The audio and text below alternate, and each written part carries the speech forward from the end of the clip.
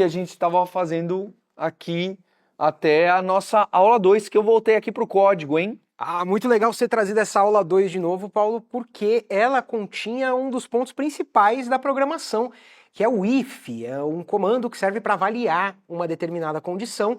E lá naquela ocasião a gente usou isso para resolver um jogo de pedra, papel ou tesoura. E o if, ele funcionou de uma forma super simples, acho que vale a pena a gente olhar para ele de novo para relembrar. Naquela linha, tô escolhendo qualquer uma, aquela linha 8, por exemplo, ali do programa do Paulo, tem if idade maior igual 18 e abre chaves.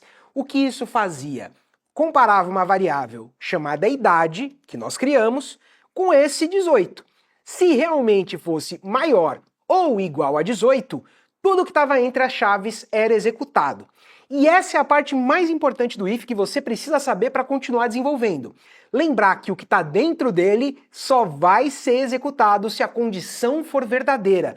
Por isso até, né, Fê, que quando a gente fazia aquele programa, você sugeriu que a gente escrevesse as condições todas antes de programar, né? Exatamente, para a gente ter o raciocínio, criar um mapa antes de ir para o código, porque é tudo questão de raciocínio. Vamos pensar direitinho nas condições. Se eu fizer tal coisa, meu resultado vai ser esse. Exatamente, e a gente escolheu para essa aula aqui algo que vai aproveitar o que a gente já sabia sobre o if, mas vai começar a expandir um pouquinho o seu universo.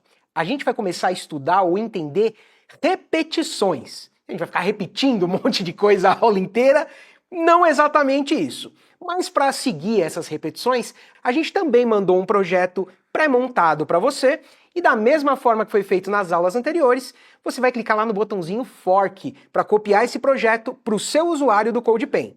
Então agora nessa aula 3, a gente vai ver mais estruturas que a gente chama de controle de fluxo. Não é? Exato! Porque antes a gente estava vendo o nosso programinha sendo rodado linha por linha. Com o if, a gente aprendeu que, se a idade é maior que 18, executa esse bloco. Se não, ele já vai buscar o fim aqui das chaves.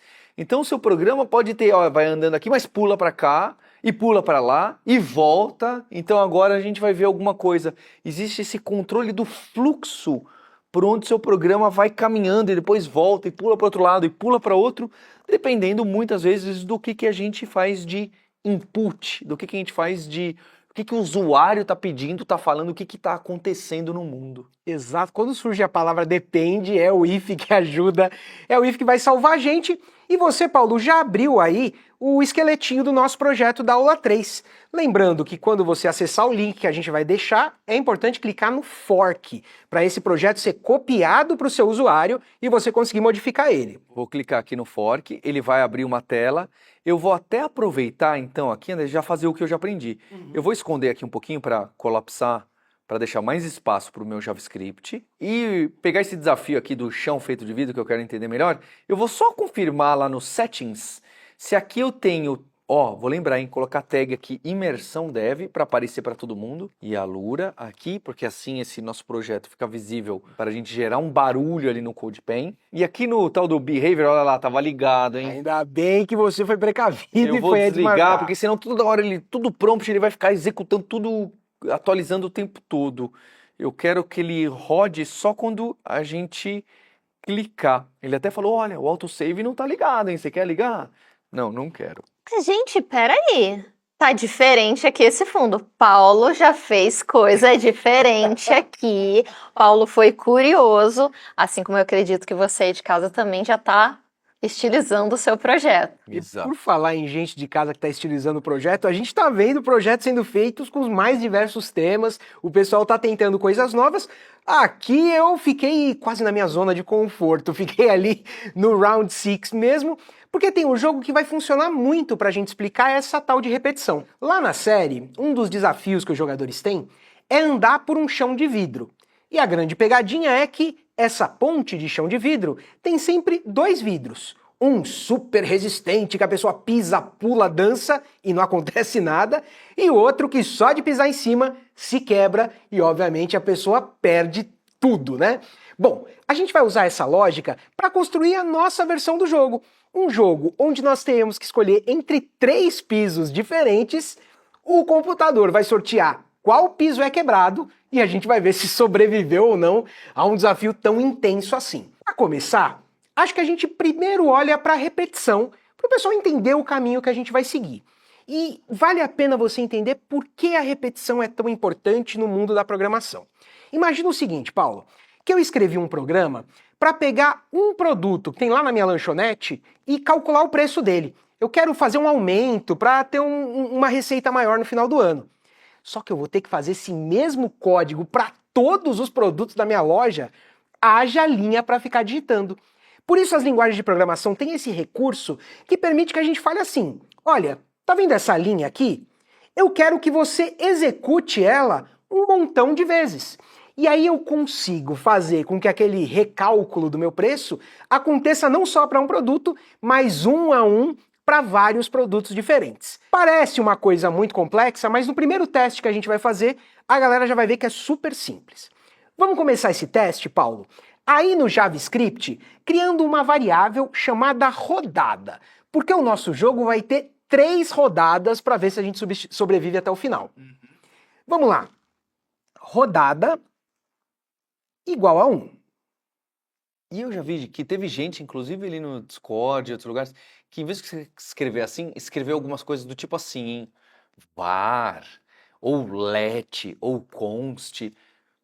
Em algum momento da sua carreira vai chegar lá, que são formas mais adequadas e que vão depender de casos. Mas pra gente, isso aqui é suficiente. Rodada Essa igual. criação tá ótima já, tá perfeita. Rodada igual a 1. E aí a gente quer ter 3 rodadas. A gente não quer ter só uma rodada. Então a gente vai criar agora o bloco que vai ajudar a controlar isso. Na linha de baixo, você vai escrever uma palavra em inglês, que é a palavra while. Ela tem um H logo depois do W. Significa enquanto. E dentro dos parênteses, você vai escrever agora, Paulo, rodada menor igual 3. While, esses chaves, tudo realmente parece muito um if. A grande diferença está no fato do while repetir e o if só testa se alguma coisa é verdade. Acho que se a gente rechear esse while vai dar para entender melhor. Então, dentro dele, Paulo, coloca aí um console.log. Vamos usar um pouquinho ele em vez do que o alert para... Exatamente.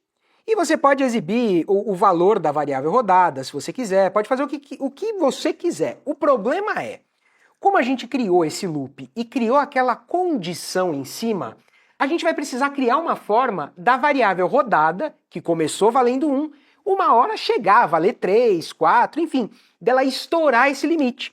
Então, logo embaixo dessa linha, você vai digitar rodada é igual rodada mais 1. Pode parecer uma linha esquisita, mas o que a gente está dizendo é o seguinte, o novo valor da variável rodada vai ser igual ao valor antigo mais 1. Então, se antes valia 1, agora vai valer 2. Fica bem claro que o igual não quer dizer que as duas coisas valem a mesma coisa. Quer dizer, pega o que está do lado da direita e atribui a variável da esquerda. É que dessa vez, por um acaso, do lado da direita participa da brincadeira uma variável que é onde a gente vai guardar. Então ele calcula o rodada mais 1, que no primeiro round está valendo 1. Ele faz 1 mais 1, 2. E ele guarda o 2 dentro da variável rodada.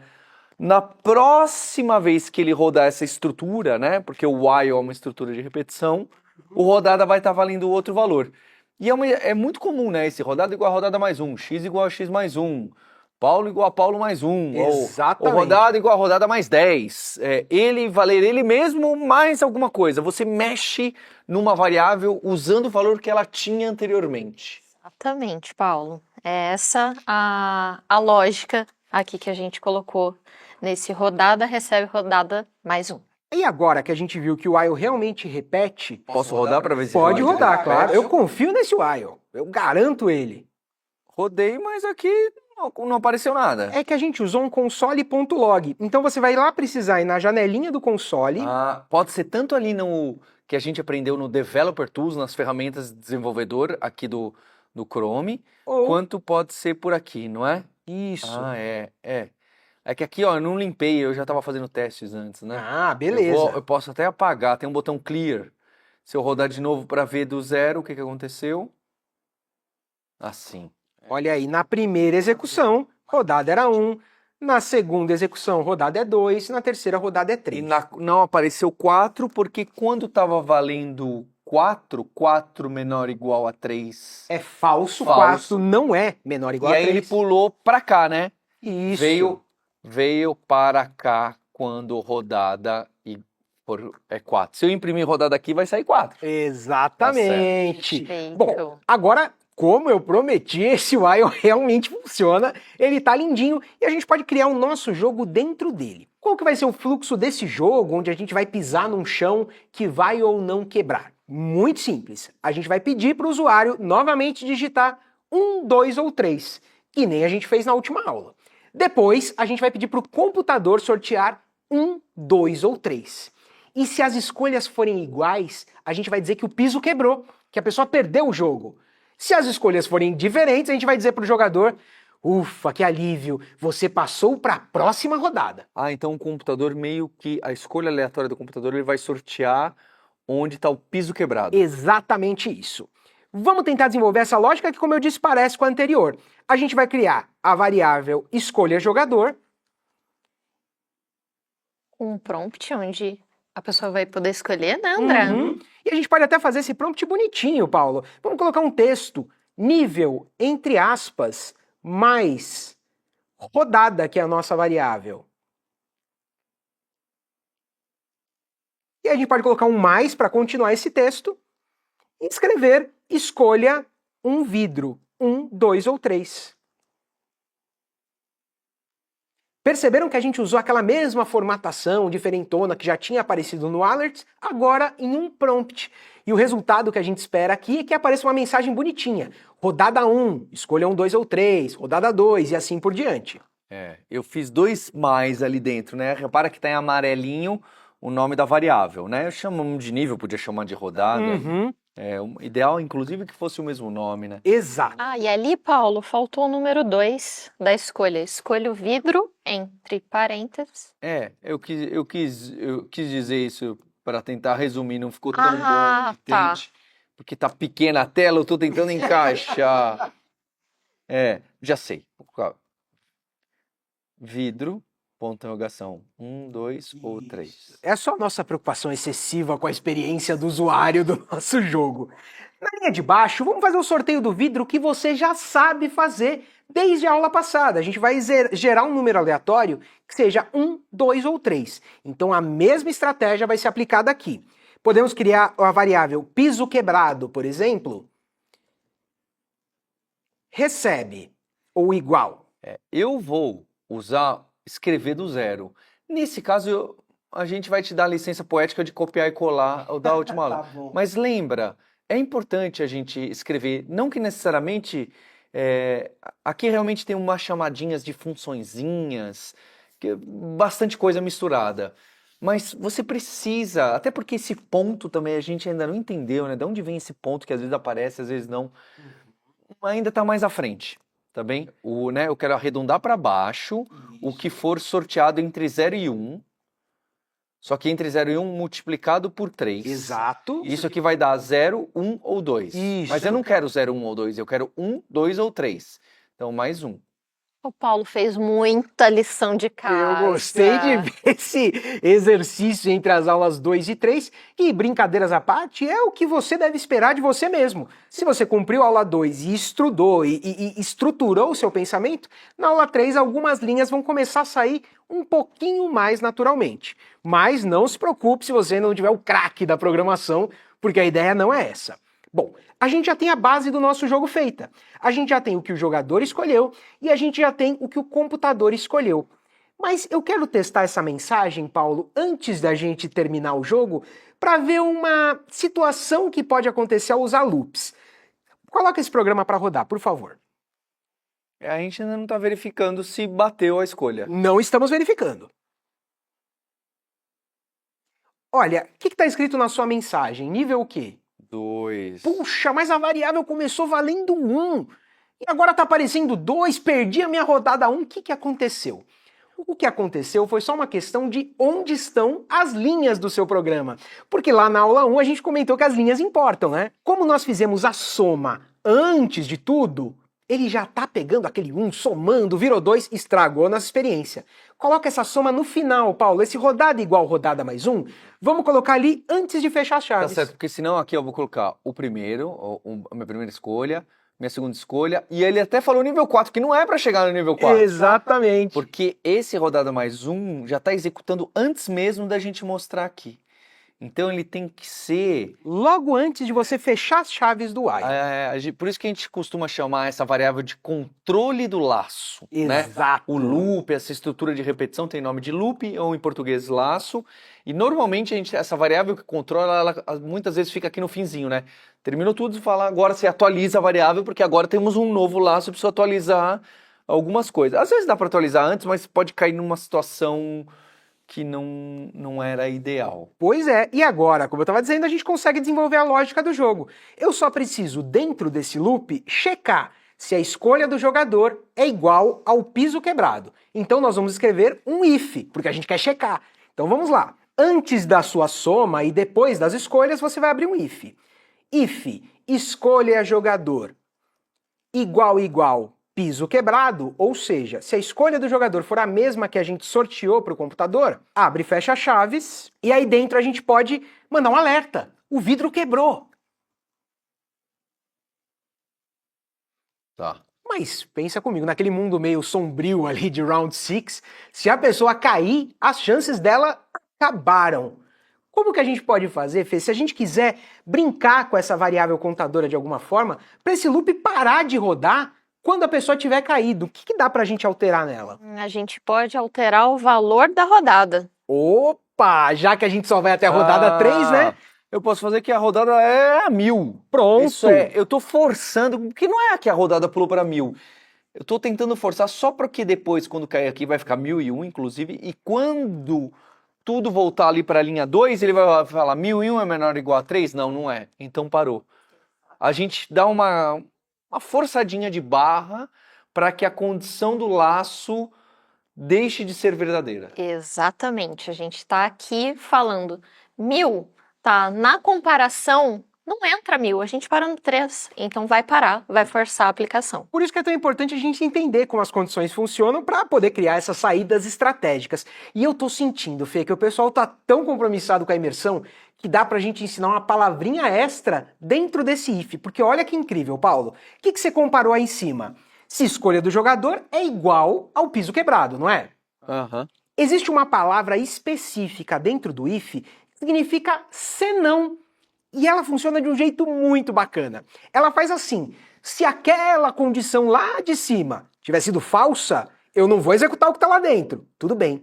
Mas eu vou pular para o bloco do senão, que nesse caso para a gente funciona perfeitamente, porque se não forem iguais os pisos, a gente vai dizer para o jogador que ele passou para o próximo nível. Bom, então vamos escrever o seguinte: onde você fecha a chave do if, você vai escrever a palavra em inglês else.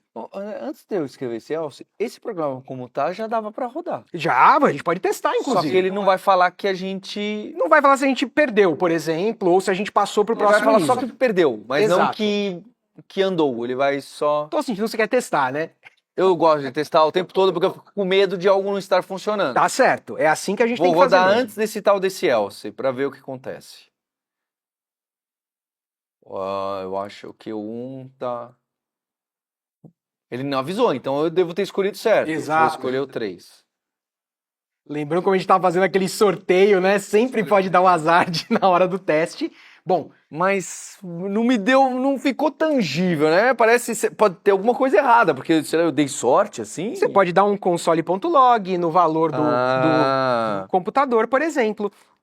Mas melhor é essa abordagem que você falou. Eu ponho aqui, né? Ou aqui, né? Isso, isso é muito legal, porque tem várias discussões no mundo da programação que é muito mais eu gosto, você gosta, e também as convenções que você falou. Eu acabo sendo um grande defensor, por motivo nenhum, de colocar o else depois desse fecha-chave, mas você pode colocar na linha de baixo. Bom, então o else está aí, é o nosso senão. Ele também vai ser um bloco. Abre e fecha chaves. E aqui não vai parênteses, por quê?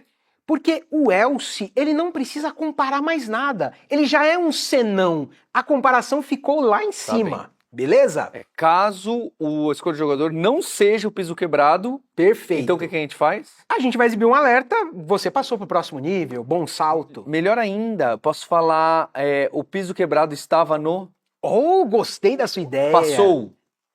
Piso quebrado estava na ponte, mas a ponte Mas é piso quebrado, que é a variável com a escolha do jogador. quebrado. Gostei dessa ideia. Só isso, né? Uhum. Pronto.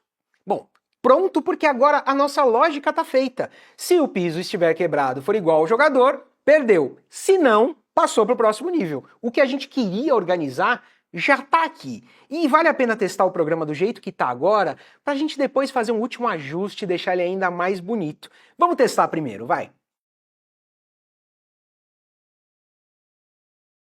Então, vai escolher ali a primeira linha do prompt. Vamos ver se o Paulo tem sorte aqui. Então tava funcionando alguma coisa. Tava Vamos tentar de funcionando. novo. Eu vou tentar até vencer esse jogo. Não é possível. Parece a sorte realmente hoje não tá.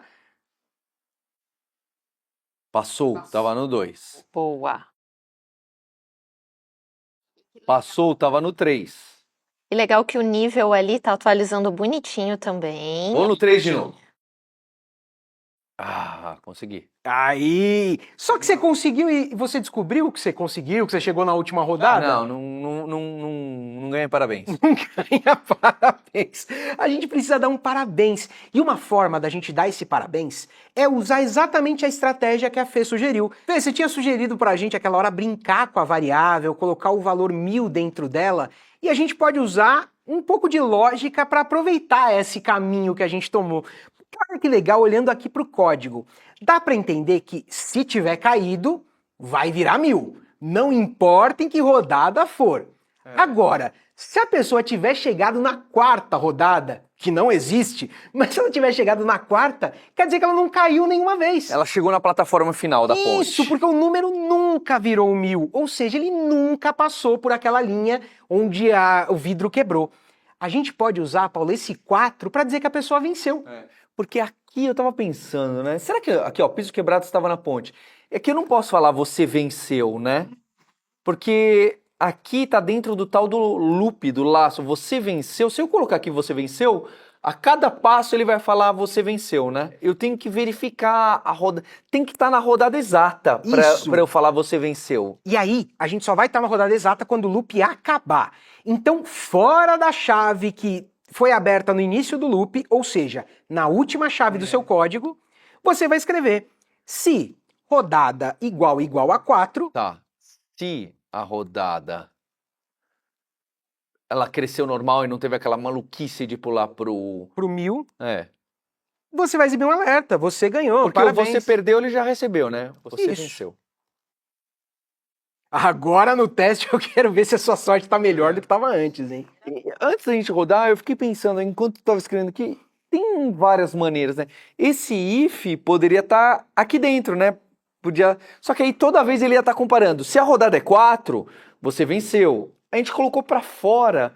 Então é interessante você fazer esse exercício de saber onde ficam os ifs em que blocos, porque muitas vezes tem várias soluções. Muitas vezes tem várias soluções e muitas vezes o erro está justamente em não ter colocado o código no bloco certo, na sequência certa. Algumas vezes, onde você colocou, vira só uma questão estética. Outras vezes, vira uma questão de legibilidade para que outro colega seu do trabalho possa ali entender mais fácil.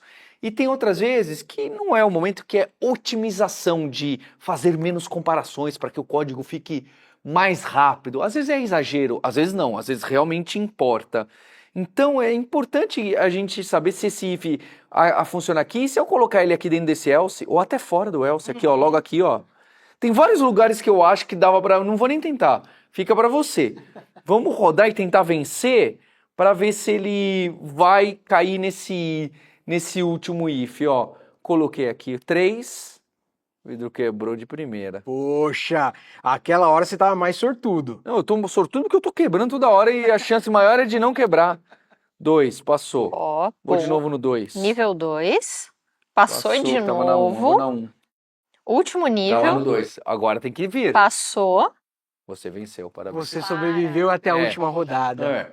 E o que eu mais gostei desse jogo, dessa estrutura que a gente criou, foi uma brincadeira para ilustrar o que é o loop e o while, mas dá para adaptar isso para outros cenários. Você poderia, por exemplo, a cada volta, colocar uma pergunta de matemática para a pessoa. Quanto é tanto vezes tanto? E ela só passa para a próxima rodada se ela acertar a resposta. Dá para usar essa estrutura para uma série de coisas. O importante é entender a diferença do while para o if.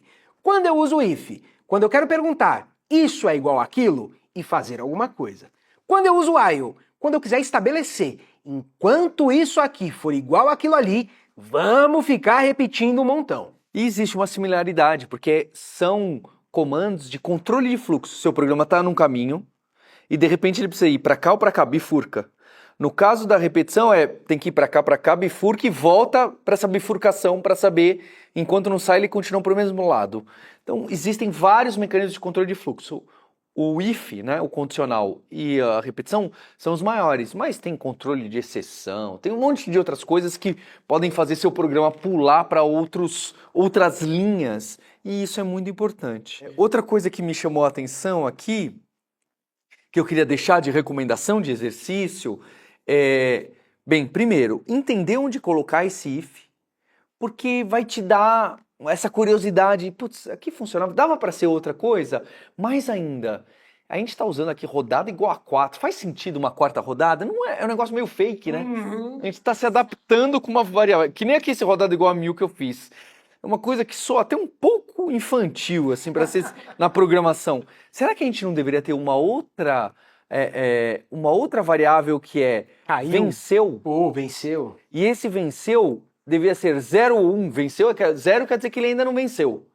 Ou você ainda pode pesquisar, a gente vai deixar aí, tem uma variável que dá para guardar verdadeiro ou falso. A gente vai deixar um detalhe para quem quer ir um pouco além e a gente vai pegar disso em outras aulas. Uma coisa legal disso que você falou de trocar o if de lugar é testar, você talvez obtenha resultados diferentes e se não tiver entendendo exatamente por que esses resultados estão diferentes, pode jogar lá na Lure e falar, olha, o meu código funcionava, agora eu coloquei isso, ele está funcionando de outra forma. Por que isso aconteceu? Puxa, aconteceu porque esse if está no lugar errado, ou aconteceu porque você precisava ter fechado.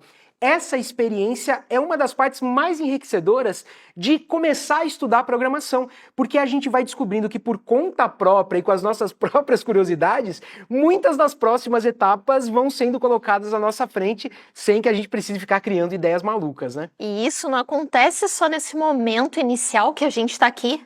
Acontece na vida, acontece comigo, no meu trabalho. Então é sempre essa curiosidade de... Será que se eu colocar aqui, vou testar, não funciona, mas por que não funciona? E ir nessa investigação, né? Então não acontece só nesse momento, acontece na sua jornada como programador e sempre vai ser assim. Acho que um outro desafio é você tentar bloquear o pessoal roubar no jogo, porque se eu rodar aqui, olha só, hein? Se eu rodar aqui, ele pergunta qual das pontes você vai escolher, a primeira, a segunda ou a terceira? Eu vou escolher a quarta. Malandragem. Olha só, passei. Eu vou escolher a quinta agora. Passei. E eu vou escolher a 12ª. Passei e ganhei parabéns. Como será que eu conseguiria bloquear esse roubo? Ou verificar que a pessoa digitou uma coisa que é sempre um número e que é sempre 1, 2 ou 3? Tem um monte de combinações que você pode avançar esse código com... basicamente tudo que a gente viu até aqui, grande parte disso com o que a gente já viu, que você vai aprimorando. O código vai ficar mais carrancudo, assim, com mais coisas dentro, que nem é considerado tão bonitinho, mas não tem problema. Essa é a hora de você explorar. É o começo da programação. É você encher de código, você testar bastante, você recombinar as combinações que você já fez e entender para onde você pode levar seu próprio código. Essa exploração é fundamental. A gente escreveu tudo. Eu escrevi até esse math.floor, ponto chão, do randomic, etc. É óbvio, eu vivi isso aqui. Quem gosta mais de joguinho mesmo, gosta muito do random, porque ele acaba trazendo possibilidades até para desenhar, até para pintar e gerar imagens. Tem uma coisa do aleatório interessante nos jogos. Então, você precisa passar por essa exploração. Você precisa ir além do que a gente colocar de desafio, do que a gente colocou propósito, do que vem de exercício, mesmo quando você for fazer as formações da Lura. Precisa dar esse passo além, é muito importante para sua carreira. Aproveite a live de hoje.